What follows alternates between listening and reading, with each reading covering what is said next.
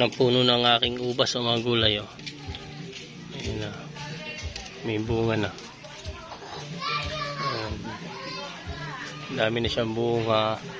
Nag-umpisa yan nung pinroning ko, no?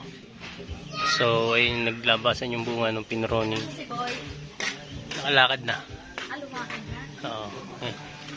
Yung baging niya dati, yan, sobrang lago niyan, wala siyang bunga. Ayan, natuyo na.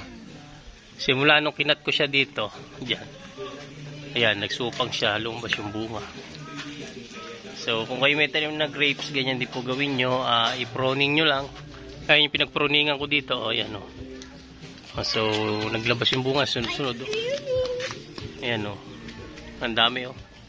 Tapos ayun yung malalaki na. Ayan. Kasi ito yung isang sanga niya, malalaki na rin. Ayan o.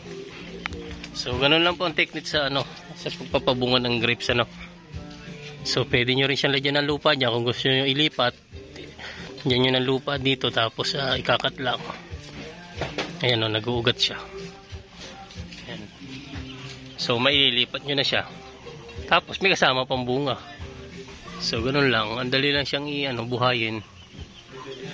Ayan.